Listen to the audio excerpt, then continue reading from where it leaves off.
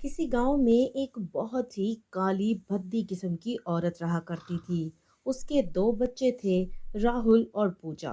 वो उन बच्चों से बहुत ही नफरत किया करती, बात बे बात उन्हें डांटा करती, घर के सारे काम उन्हीं से करवाया करती।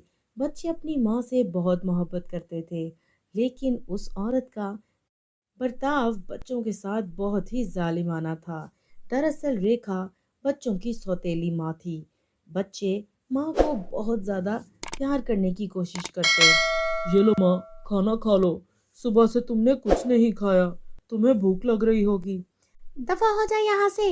निकल जा। दोनों जाओ सब्जी बेच कर आओ। घर का गुजारा कैसे चलेगा? घर बैठे बैठे बिस्तर तोड़ते रहते हो। पैसे तुम्हारा बाप लेकर आएगा।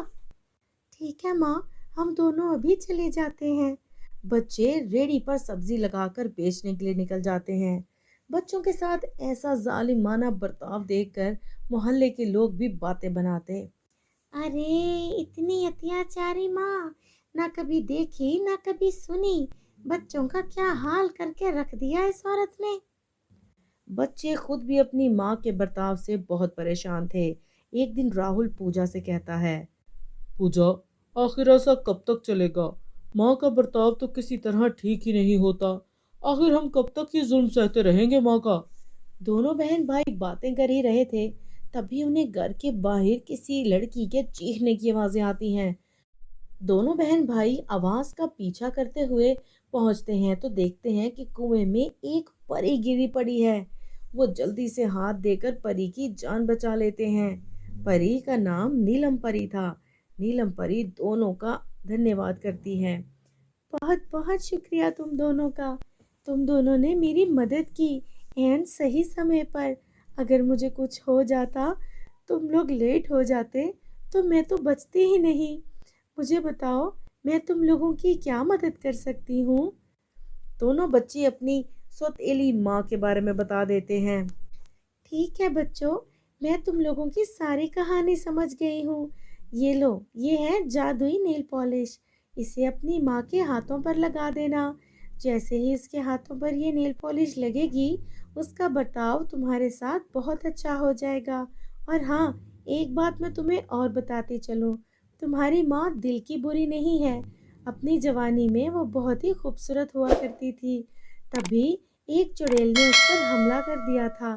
तुम्हारी माँ ने उस चुड़ैल को मार दिया, लेकिन वो चुड़ैल मरते मरते तुम्हारी माँ को जादुई मिट्टी फेंककर उसे बदसूरत बना गई। और साथ ही उसे ये भी शराप दे गई कि अगर वो अपने बच्चों से मोहब्बत करेगी तो बच्चों को शेर खा जाएगा। अब वो इसी डर से तुम्हें प्यार नहीं करती और तुम्हें मारने का नाटक करती है। क्या? तो माँ इसलिए हमसे हर वक्त गुस्सा रहती है? बहुत अच्छा किया परी जी, आपने हमारी मदद करके। मैं अभी जाकर ये नेल पॉलिश माँ के हाथों पर लगा दूंगी। और घर जाकर माँ के सो जाने के बाद पूजा वो नेल पॉलिश अपनी माँ के हाथों पर लगा देती है। और नेल पॉलिश लगते ही उसकी माँ एक सुंदर औरत में बदल जाती है और अपने बच्चों से बहुत ज़्यादा प्यार भी करने लग जाती है। लेकिन उनकी ये खुशी ज़्यादा अर्थ तक नहीं चलती, क्योंकि दूसरी तरफ उसी चुड़ैल की बेटी को पता चल जाता है कि उसकी माँ को जिस औरत ने मारा था, वो फिर से जादुई नेल पॉलिश लगाकर सुंदर हो चुकी है और अपने बच्चों से प्यार भी करने लग गई है। वो चुड़ैल उनके घर पहुंच जाती है और उनसे जादुई नेल पॉलिश मांगने लगती है।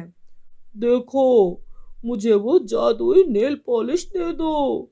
मैं तुम्हारी माँ को तुमसे प्यार नहीं करने दूंगी।